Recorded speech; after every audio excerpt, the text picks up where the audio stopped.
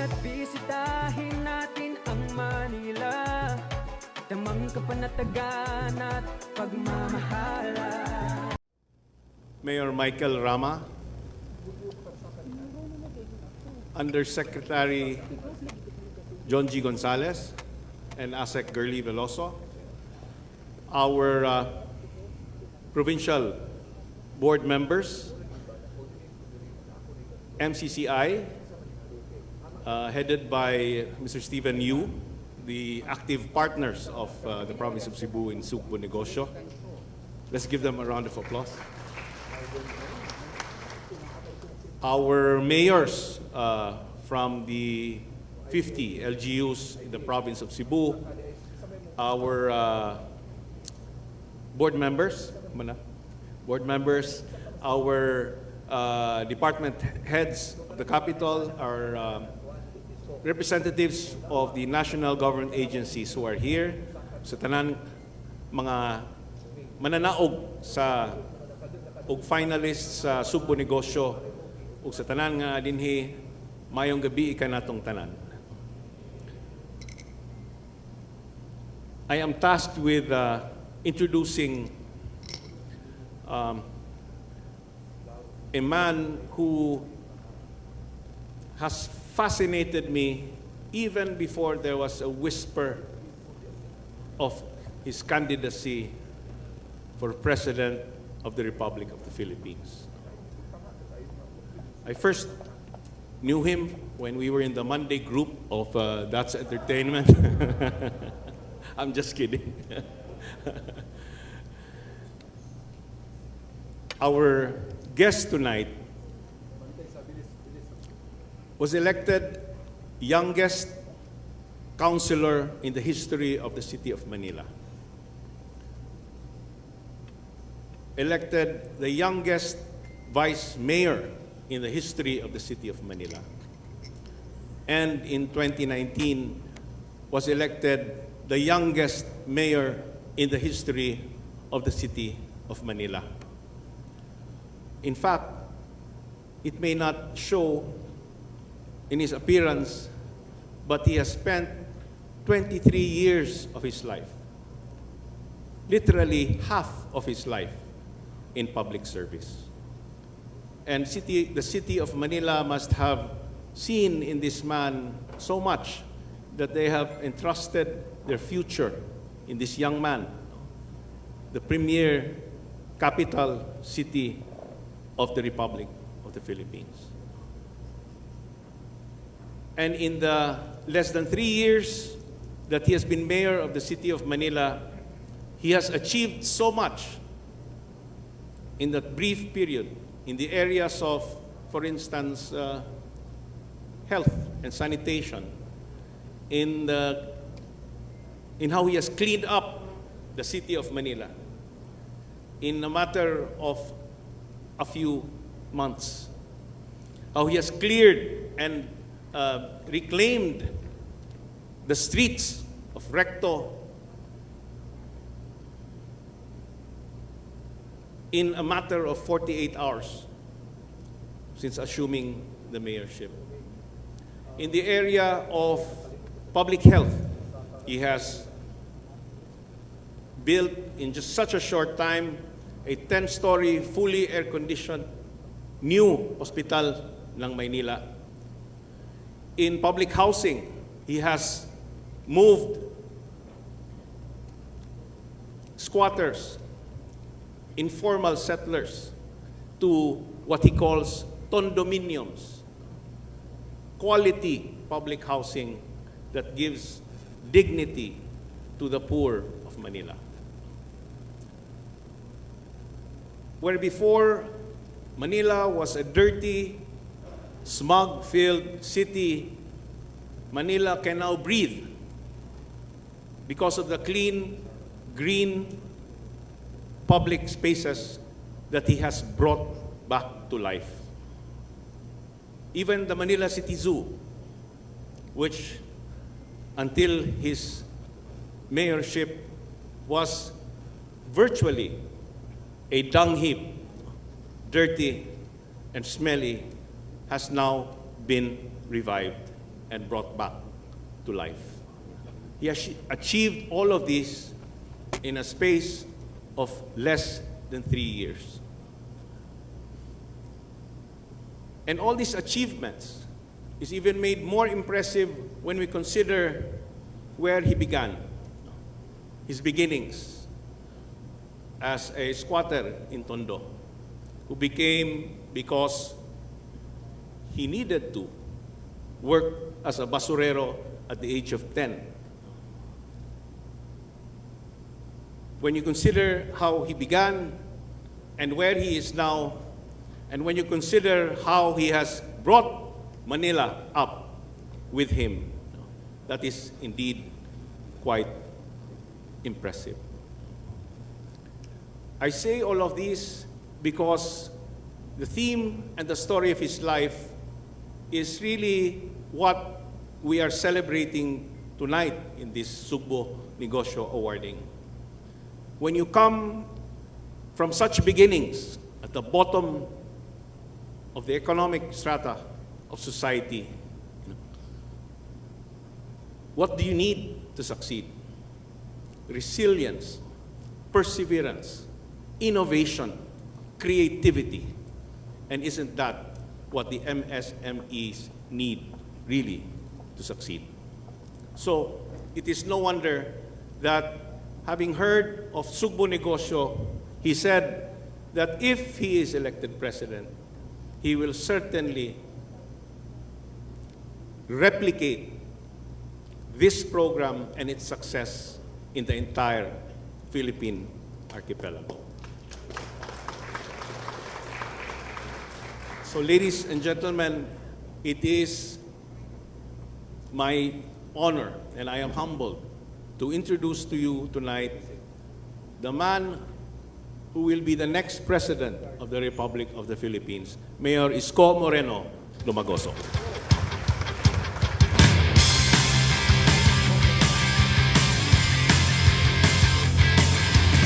Nakakapagod na ang ating sinapit, mali tapusin na, huwag tayo magpagamit. Maraming salamat, Congressman PJ Garcia, sa madamdamin mong pagpapakilala sa akin. Para ko na pong kapatid si PJ, kabisado po niya yung buong buhay ko eh. Naikwento niya na po lahat ang naganap sa 3 taon ng buhay ko at bahagi ng buhay ko nung ako'y bata pa. Maraming salamat sa mainam at I'm humbled and honored with that pagpapakilala sa inyong lingkod. Sa ating pong minamahal, maganda, makisig na para bang kahit na babae, makisig kumilos, lalo na nung panahon ng pandemya. Lagi kitang pinapanood. Huh? You know, there's this in leadership. Sometimes, susukatin ka ng pagkakataon.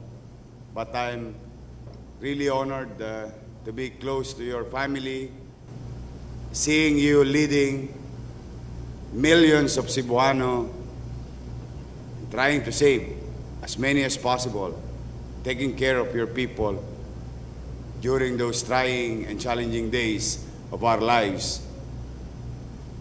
Governor Gwen Garcia, maraming salamat po sa iyo. To our Mayor of the City of Cebu, maraming salamat, Mayor Rama. At totoo po yun nabanggit niya kanina, kami po'y nagkasama na ng ilang organisasyon, no? Simula pa ng PCL. Pagka titingnan po ninyo ko ngayon, hindi mamamukat isipin na yung sinabi ni Congressman PJ kanina, that half of my life was dedicated to public service. And that is true. I am now 19 years old. Naintindihan nyo na yun. I'm 47 years old. And Mike Rama, our former president, PCL, in Vice Mayor's League. Patagal ko rin siya nakasama. Maraming salamat sa iyo, Mayor Mike. ang aming pong partner sa IATF at lagi namin kasama sa Zoom. Almost every week, I think thrice a week, no? In Metro Manila, no? Talagang napakahirap po ng posisyon niya. Minsan po napagkakausapan namin ni Ambassador Lito Banayo on how hard it is on defending such policy, no? But he has to, because that's part of the job. And sa totoo lamang, Hari, natutuwa kami talaga sa iyo on how to really, make a point on something. We may disagree and agree on something, but what matters most at the end of the day, we must excel from our field of undertaking. And I think, Secretary Harry Roque, you excel in your field of undertaking, Senator Harry Roque. Sa ating pong mga board member, Vice Governor, mga mayor, mga ahensya ng national government, at sa ating minamahal na sekretaryo sa Visayas, kay Sec Mike, at nandito, at nire-represent siya ni Yusek Jonji, at saka ng kanyang mga kasama sa opisina ni Sec Mike na amin ding kaibigan, at sa lahat po ng mga lokal na opisyal din na kasama ng mga mayor, mga kawani at kapwa ko lingkod bayan, mayong gabi. Pasado ba? Sabi ko kanina kay PJ, mga 5 araw pa ako rito sa Cebu, madadali ko na itong Cebu. Marunong na ako mag-Cebuano malamang. Kasi kanina habang nagpapaliwanag dito si Yusek Jonji, meron siyang binanggit na isang sentence. Tapos kinuwento ko sa Tagalog kay kung PJ, tama yung interpretasyon ko. I have to learn fast. Yes, I have to learn fast because not only of the effects, the bad effects of this pandemic, but also I want to learn fast about problems and challenges of our fellow men in the entire country, if given a chance, may awan Diyos at sa tulong ninyo, ako'y palarin. So that when we create policy, no, maalala ko noon si Governor Gwen, nung talagang inilalaban niya yung Cebu.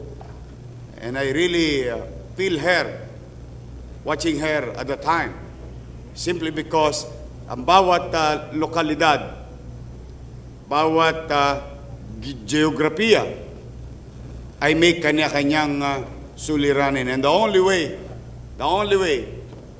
for that thing to be addressed is to tap local chief executive in their respective localities. Yes, while it is true that there is commonality under national rules, but in terms of implementation, there must be an elbow room, implementing properly, efficiently.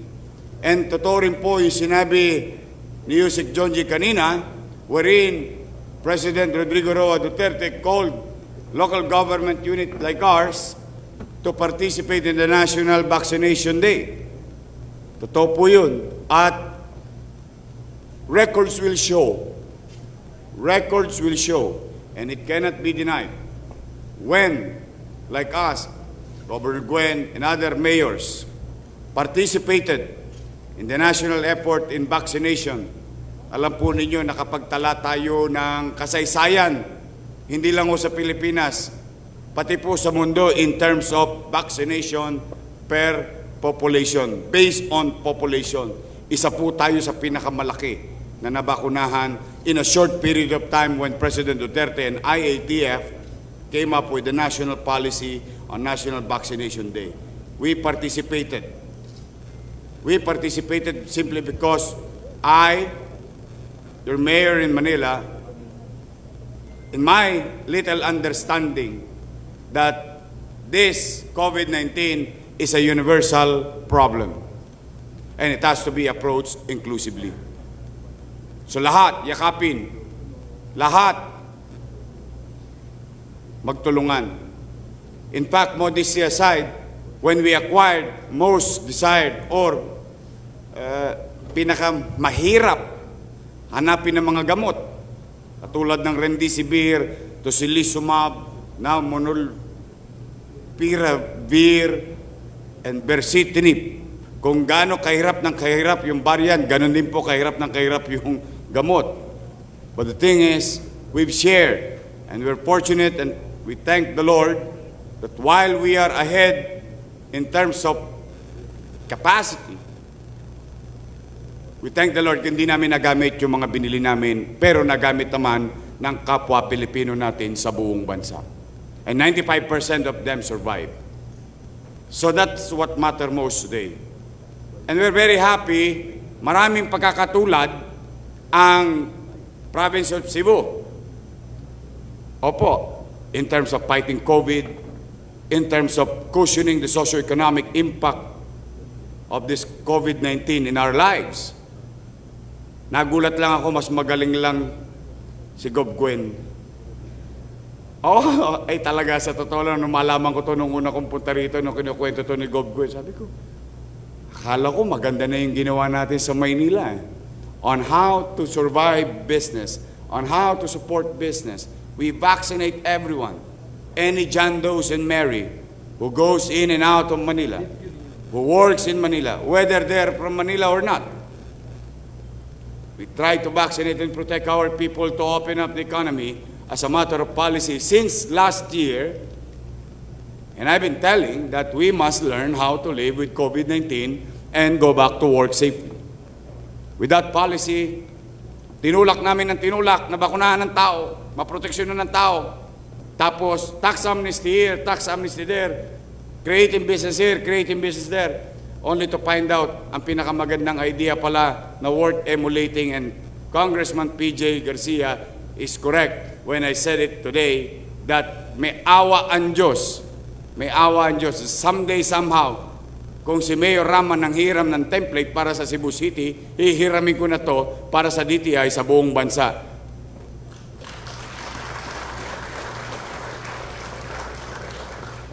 Pakopya. Opo, ay hindi naman po ako nahihiya. It's been told and said for so many times. Like, you know, Mr. Gobon Pued did in Naga area. Sabi ko sa kanya, maganda yung ginawa mo. Bakit? Katulad ng ginawa ni Lee Kuan Yew, maganda yung ginawa niya. In-city vertical housing. Ito sa pagnenegosyo, tinutulungan yung mga maliliit nating kababayan with their talents, undiscovered talents. No? Abay, siyempre, ako naman no, talaga mangungopya ako na mangungopya. Hindi, sa eskwelahan lang po ako hindi nangungopya dahil magagalit po ang teacher ko. Pero sa paggogobyerno, bagay na kapakipakinabang sa tao, hindi po ako nahiya mangopya. In fact, hindi po sa takot po ako sa height. Takot po ako sa height. Pero sa pagmamahal ko si Buano, inakyat ko yung bridge yung bago. Because I really want to see how this can be done in a speed of time. Such magnificent infrastructure that creates commerce, more efficiency, more ease for two islands. What more if we can create more islands connected in our country, which by its very nature as an archipelagic country, malaki ang hamon sa atin. But you know, nowadays technologies is there. That engineering marvel is existing and duplicable. And I think what we need is a matter of yung bang gigil ka ba? Gusto mo ba talaga? O priority mo ba talaga? May awa ang Diyos, I think this is not the time to create more promises. The only thing that I will promise here is kokopyahin ko itong ginawa ninyo sa Cebu Province para sa mga kababayan natin mabigyan ng hanap buhay. And I believe the winner will now can and proudly attend the Food Expo, the International Food Expo in France. I've been there. I saw it. I saw it with my own eyes. Kaya sa DTI, may dadalhin na kayo doon. Kasi nakita ko dati nung nagpunta ko doon, may isang booth doon ng DTI nung araw. Yung ating tourism department, may booth doon. I think the winner should have a space in there and to be exposed to the world that we, Filipinos, not only Cebuanos, but us Filipinos can be competitive in terms of product that we can build or services that we can give. Again, congratulations. Ayaw kong agawin sa iyo ang gabi, Governor Gwen. This is your night. This is your idea. With your group, congratulations sa lahat na nakasama mo na nakapag-isip nito.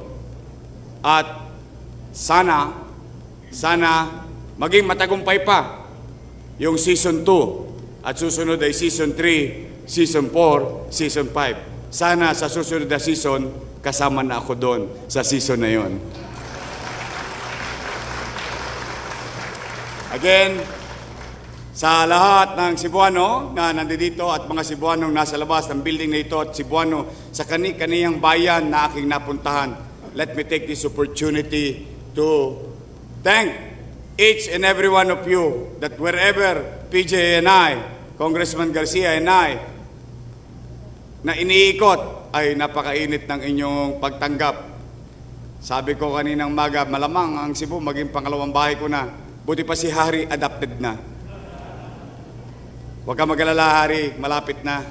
Magiging magkapatid na tayo. Twin.